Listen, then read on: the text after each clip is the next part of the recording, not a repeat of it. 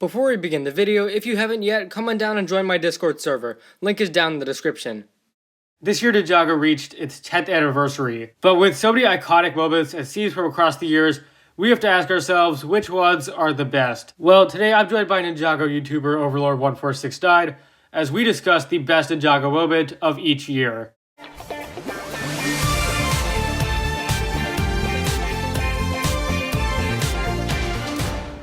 Hey guys, welcome back for my first collaboration of the year, introducing Overlord1469.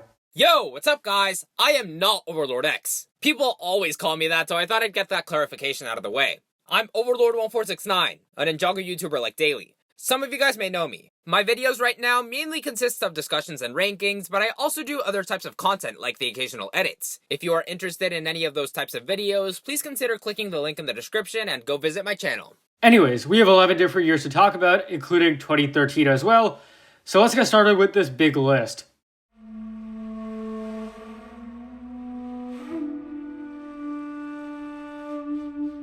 So for the best moment of Ninjago's first year airing, 2011, we chose the Tornado of Creation. Visually, it's so stunning, and I remember watching it in awe as a little kid. Honestly, the concept of the Tornado of Creation is fantastic. Seeing the ninja form a big tornado and create something out of it is just awesome, and noting that the ninja were learning spinjitzu during the pilot episodes, I think it was so fitting to have all their training so far culminate into that. Truthfully, as a fan who has been watching Ninjago since the very beginning, this is one of those moments in the show that I will never forget.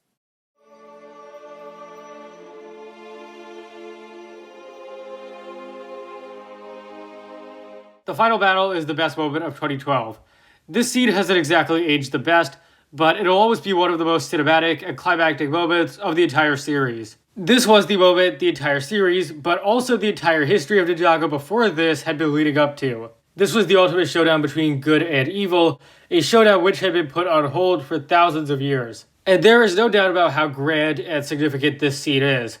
That is especially something the music really emphasizes. It's also just an excellent conclusion to Lloyd's story, going from the bratty villainous child to the prophesied savior of all of Ninjago. The Overlord and his role as Ninjago's ultimate evil comes off as quite terrifying in his dragon form. I may not love this scene as much as I used to, but I think it still is one of the most climactic and exciting scenes of the year.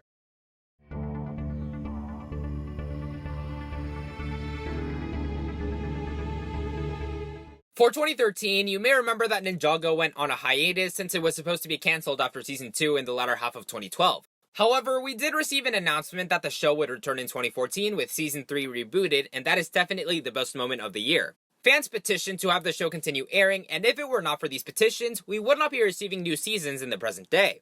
We would have never seen most fan-favorite seasons like the Tournament of Elements in 2015, and honestly, Ninjago would have been left as a LEGO classic which followed the growth of a green savior. Thanks to this, we have watched Ninjago grow into something so much more, and I, like many of you, am so thankful for this to have ever happened to begin with.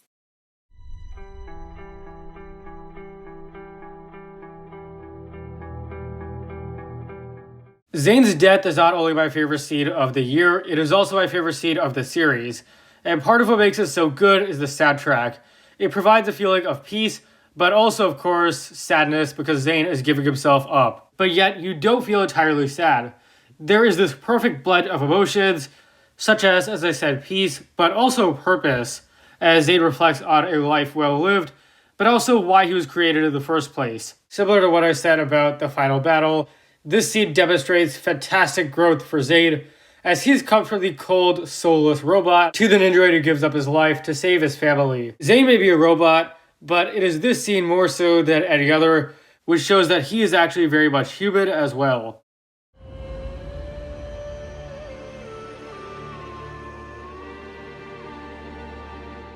For 2015, we chose Nia's true potential in Season 5. In my opinion, one of the central elements of the 2015 plot is, well, elemental powers, and we learned about so many, like wind, speed, gravity, and metal. Since the start of Season 4, when Garmadon said that Nia could unlock her own powers, it was hinted that she would become an elemental master. Season 5 was where we saw this story unfold, and like how the original Four Ninjas training culminated with the Tornado of Creation, that point for Nia was right here. One thing I wanted to point out was that the message behind Nia unlocking her true potential was so meaningful to me.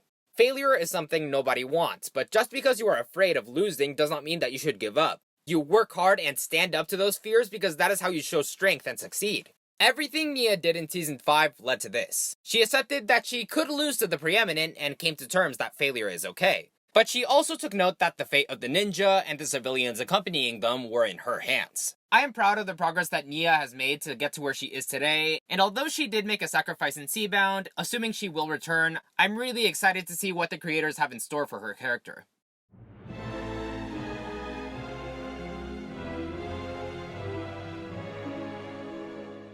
Prior to 2016, JL was not a well-written relationship. It basically started out with Jay noticing Nia was a girl, and it was cute, but there really wasn't much more to it. Our favorite part of this year was the improvement and development of the Nia and Jay relationship.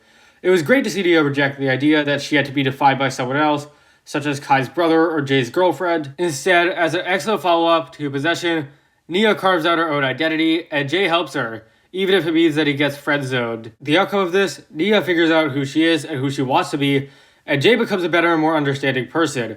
But this is the season that really makes Jay great, and sets up the stage for awesome moments in future seasons. For example, Seabound, which was an excellent season for them, and it all owes its thanks to the fantastic work done in 2016.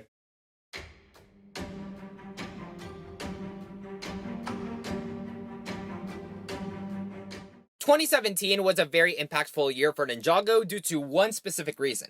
Before the movie, Ninjago was close to cancellation. The producers were planning to end the series after Season 7. There is a script of an alternate Season 7 ending which you can look up online. Why is this? The sets were not selling as well as before, and the show's viewership was declining heavily. Thankfully though, there was a theatrical release on September 22nd, 2017, which we all know was the LEGO Ninjago movie. The movie attracted lots of fans to the Ninjago franchise, and without it, I'm not sure if we would still be watching the show today. The movie also introduced lots of things which are now prominent in the show, like the ninja redesigns and the Ninjagan alphabet. The main takeaway though is that the movie saved Ninjago from ending, and that is what makes it the best moment of the year.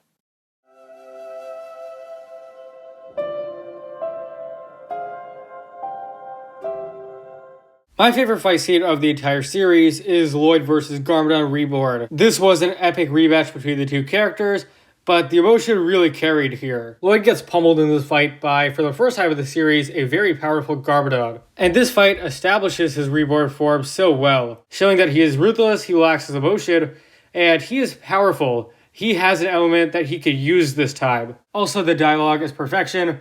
Garmadon gives a fantastic monologue about masks, and the very iconic "I have no son" line, which just really hits hard. Even the smaller details of this fight rock, such as Rumi laughing as she spectates the fight. And of course, how can we forget about the music, which is fantastic as usual. This is one of the best Ninjago scenes ever. The tension, the suspense, all of it is really a masterpiece.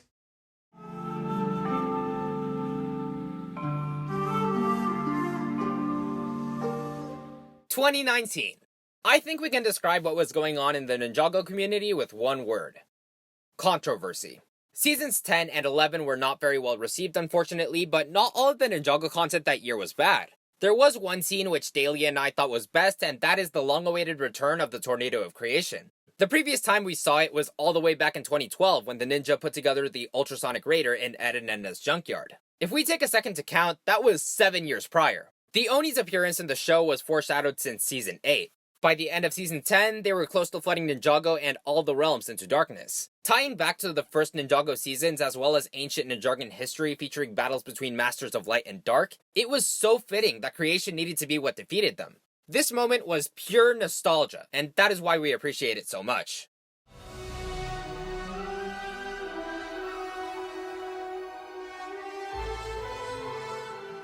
It's no secret that 2020 was a horrible year in real life, but for Ninjago, things were pretty good. We got our very first Cole season, and it ended off with one of the series' best fights. Cole vs. the Skull Sorcerer is an incredible fight that goes for 2 episodes, and highlights how amazing Wildbrain's animation is, especially when it comes to action. There is a certain inexplicable, epic feeling about this fight, a feeling that makes you feel excited or fills you with hype. Cole's journey in this season has come full circle, and now he is fulfilling the exact same role his mother did many years ago. As a sharp contrast to the heroic and brave Cole, the Skull Sorcerer is wicked and evil as ever, especially how he gloats about the blades not having power, failing to realize the real power came from the earth. This was also the final episode to release before Kirby passed away, something which, if you were to go back and rewatch this episode, adds a lot of emotion to it.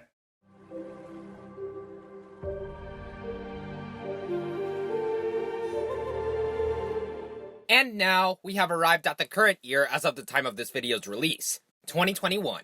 Daily and I thought about the possible moments that we could mention, and we narrowed it down to what makes 2021 so special. This is the year of Ninjago's 10th anniversary. For 10 years, we have watched the ninja go on so many adventures, from fighting the golden weapons, to training the green ninja, to fighting a pirate genie, and so much more. 2021 is a staple of how far Ninjago has come, and so far we know that the anniversary will be celebrated throughout the entire year. Special golden figures appeared in each of the legacy sets, the biggest Ninjago set yet, known as the Ninjago City Gardens, released. We got a series of shorts known as Ninjago Reimagined, and as of the time of this video's recording, we have not gotten them yet, but we know that we will be getting 3 legacy brickheads later in the year.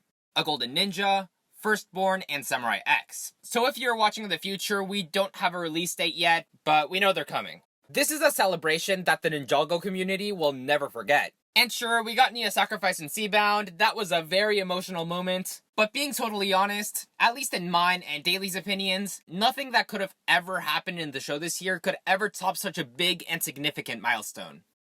Overall, we hope you guys enjoyed watching this collaboration video. It was honestly loads of fun to make. If you are interested in checking out my channel, please go click the link in the description. I also want to give a huge thanks to Daly for giving me the opportunity to collaborate with him to begin with. I greatly appreciate it. And huge thanks as well to Overlord for coming on and helping make this video. It was really fun to make on my part as well. And we hope you, the viewer, enjoyed it too. Once again, happy 10th anniversary to Ninjago. Thank you for watching. If you enjoyed, be sure to leave a like, subscribe, share with anyone and everyone you know. Be sure to check out Overlord's channel, a link will be down below, so feel free to go check out and subscribe, and share your favorite moments from every year below, and I'll see you guys next time.